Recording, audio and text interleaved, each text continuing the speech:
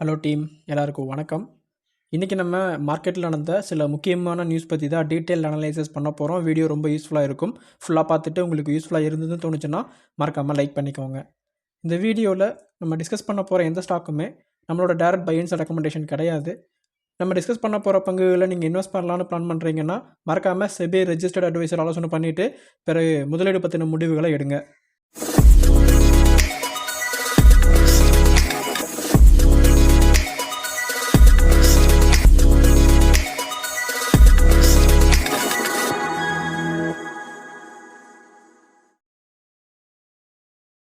நம்ம subscribers and members கேட்குற பங்குகளோட detailed harmonic analysis நம்மளோட மெம்பர்ஷிப் வீடியோவில் ஆஸ்க் யுவர் ஸ்டாக் அப்படிங்கிற கேட்டகரி கீழே நம்ம அப்லோட் பண்ணிகிட்டு இருக்கோம். அதில் லேட்டஸ்ட் வீடியோவில் அஜித் பிரதர் கேட்ட ஏர்டெல், சந்தோஷ் பிரதர் கேட்ட மோதிலால் ஓஸ்வால், கார்த்தி பிரதர் கேட்ட ஸ்மாந்தனா ஸ்பூர்த்தி, ஃபெரோஸ் பிரதர் கேட்ட ஐஆர்சிடிசி, விமல் ப்ரோ கேட்ட பிடிலைட் பற்றி ரொம்ப டீட்டெயில்டாக எக்ஸ்பிளைன் பண்ணியிருக்கோம். அந்த வீடியோவோட லிங்க் வந்துட்டு நான் மேலே ஐ பட்டன்லேயும் கொடுக்குறேன். நீங்கள் மெம்பர்ஷிப்பில் ஜாயின் பண்ணால் உங்களுக்கு ஃபஸ்ட்டு வீடியோவாக அதுதான் இருக்கும். அதே சமயத்தில் கமெண்ட்லேயே மென்ஷன் பண்ணுறேன், மறக்காமல் யூட்டிலைஸ் பண்ணிக்கோங்க. இதே போல் வேறு ஏதாச்சும் பங்குகள் பற்றி நீங்கள் தெரிஞ்சுக்கணும்னு நினச்சிங்க அப்படின்னா மறக்காமல் அந்த ஸ்டாக்குகளோட நேம் என்ன அப்படிங்கிறத கமெண்ட்டில் மென்ஷன் பண்ணுங்கள். அது ஒர்த்தாக இருந்துச்சு அப்படின்னா கண்டிப்பாக நான் அதை பற்றி பேச ட்ரை பண்ணுறேன். அடுத்ததான் இன்றைக்கான மார்க்கெட் கிட்டத்தட்ட 445 புள்ளிகள் 1.8% ஏற்றத்தில் முடிஞ்சிருக்கு.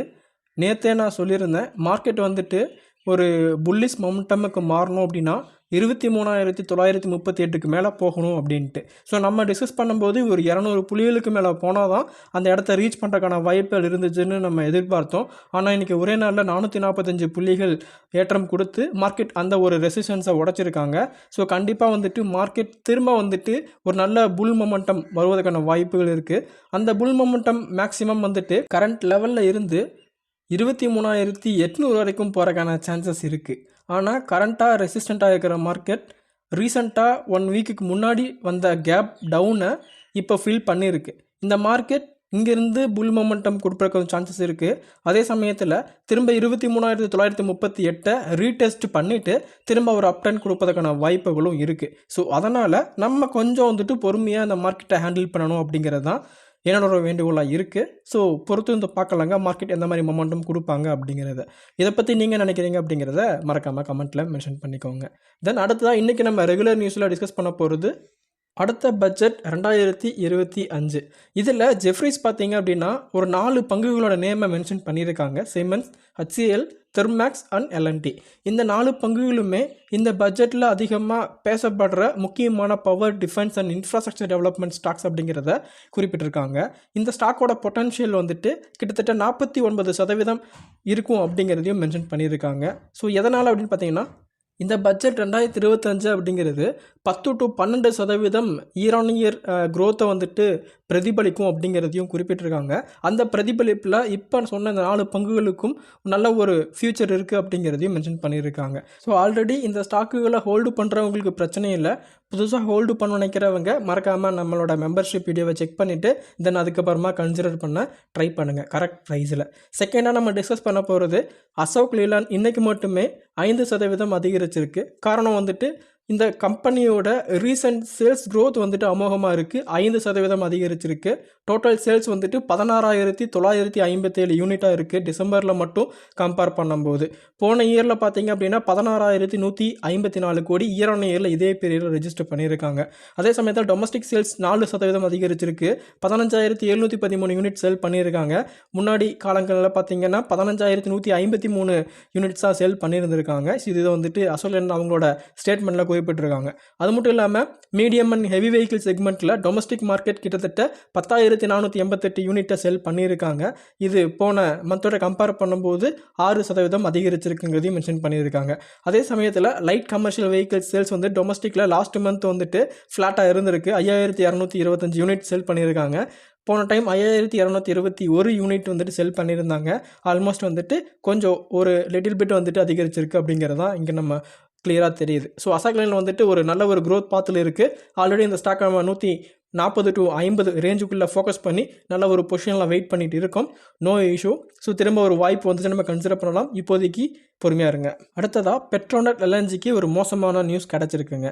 ஷேர் ப்ரைஸ் பொறுத்தளவுக்கும் இன்றைக்கி மட்டுமே 8% இறக்கம் கொடுத்து இன்றைக்கி மார்க்கெட் முடியும் போது 5.7% மார்க்கெட் முடிச்சிருக்காங்க. இதுக்கான முக்கிய காரணமாக petroleum and gas regulatory board சொல்கிற காரணம் என்னென்னு பார்த்தீங்கன்னா, இவங்க நிர்ணயிக்கப்பட்ட விலையை அதிகமாக வந்துட்டு நிர்ணயம் பண்ணியிருக்காங்க அப்படிங்கிறத குறிப்பிட்டிருக்காங்க.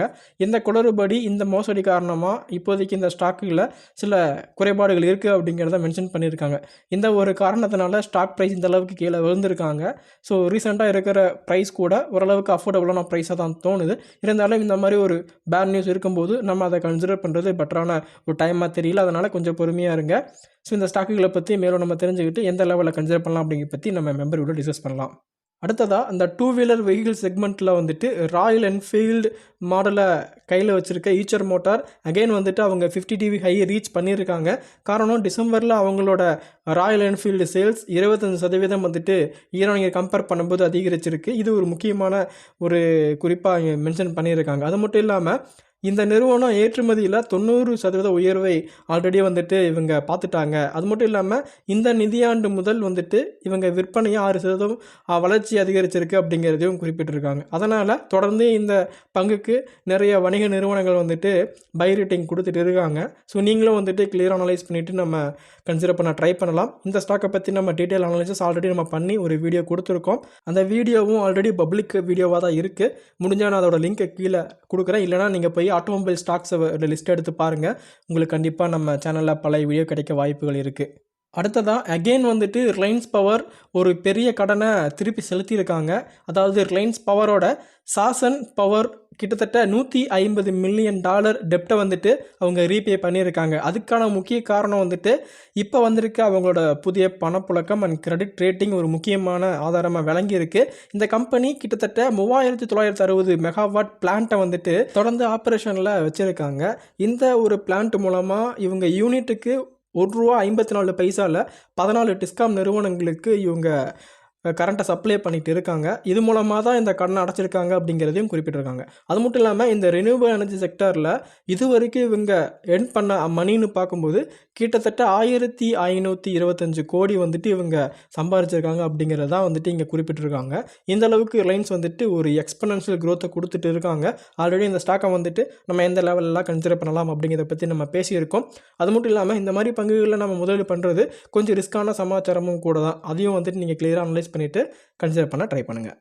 அடுத்ததாக அகெயின் வந்துட்டு இப்போது மஹிந்திரா அண்ட் மஹிந்திராவோட ஓவரால் ஆட்டோ சேல்ஸ் இயர் வந்துட்டு 16% அதிகரிச்சிருக்கு. இந்த டிசம்பர் குவார்ட்டரில் 69,768 யூனிட் வந்துட்டு இந்த டிசம்பர் குவார்ட்டரில் மட்டுமே இவங்க செல் பண்ணியிருக்காங்க அப்படிங்கிறத ரொம்ப கிளியராக மென்ஷன் பண்ணியிருக்காங்க.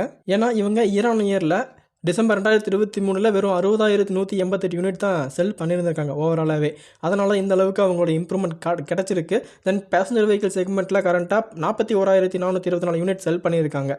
போன வருஷத்தை கம்பேர் பண்ணும்போது 35,174 யூனிட் ஆக மொத்தத்தில் வந்துட்டு 18% வந்துட்டு அதிகரிச்சிருக்கு மஹிந்திரா பொறுத்தளவுக்கும். இவங்களோட டிராக்டர் சேல்ஸ்னு பார்க்கும்போது 20% அதிகரிச்சிருக்குங்க. இந்த குவார்ட்டரில் 22,943 யூனிட் செல் பண்ணியிருக்காங்க. இதே போன டைம் வந்துட்டு 19,138 யூனிட் செல் பண்ணியிருந்தாங்க. டொமஸ்டிக்கில் டிராக்டர் சேல்ஸ்னு பார்க்கும்போது 22,019 யூனிட் செல் பண்ணியிருக்காங்க. போன டைம் 18,028 யூனிட் செல் பண்ணியிருந்திருக்காங்க. கிட்டத்தட்ட டொமஸ்டிக் சேல்ஸ் 22% அதிகரிச்சிருக்கு. எக்ஸ்போர்ட் பார்த்திங்க அப்படின்னா 17% குறைஞ்சிருக்கு. ஏன்னா கரண்ட்டாக வந்துட்டு 924 யூனிட் தான் செல் பண்ணியிருந்திருக்காங்க. போன டைம் வந்துட்டு 1110 யூனிட் செல் பண்ணியிருக்காங்க. ஸோ எக்ஸ்போர்ட் வந்துட்டு குறைஞ்சிருக்கு. ஆனால் இம்போர்ட் நல்லாவே இன்க்ரீஸ் ஆகிருக்கு. அதனால் மார்க்கெட் ஓவராலாக டேலி ஆகிருக்கு அப்படிங்கிறத நீங்கள் மென்ஷன் பண்ணிக்கோங்க. ஸோ ஓவராலாக வந்துட்டு இந்த ரிப்போர்ட் மஹிந்திரா பொறுத்தளவுக்கும் ரொம்ப பாசிட்டிவான சேல்ஸ் க்ரோத்தை தான் குறிப்பிட்டிருக்காங்க. ஸோ டெஃபினட்டாக வந்துட்டு இவங்களோட ரிப்போர்ட் இந்த இயர் வந்துட்டு குவார்ட்டரில் நல்ல விதமான பர்ஃபார்மன்ஸ் கொடுத்துருப்பாங்க. ஒரு புல்பேக் அப்படிங்கிறது இந்த ஸ்டாக்கில் இருக்குது அப்படிங்கிறத மென்ஷன் பண்ணிக்கோங்க. ஸோ ஸ்டாக்கில் கொஞ்சம் ஃபோக்கஸ்டாக இருங்க. ஓகே டீம், ஆல்மோஸ்ட் இன்றைக்கி நான் நல்லா பேசணும் இடத்துல எல்லாத்தையுமே டீட்டெயிலாக எக்ஸ்பிளைன் பண்ணிவிட்டேன். இது உங்களுக்கு ரொம்ப யூஸ்ஃபுல்லாக இருக்கும். அப்படி உங்களுக்கு யூஸ்ஃபுல்லாக இருக்குன்னு தோணுச்சுன்னா உங்கள் ஃப்ரெண்ட்ஸ் அண்ட் ஃபேமிலிக்கும் இந்த வீடியோவை ஷேர் பண்ணுங்கள். மீண்டும் இன்ட்ரெஸ்டிங்கான வீடியோவில் மீட் பண்ணலாம். நன்றி.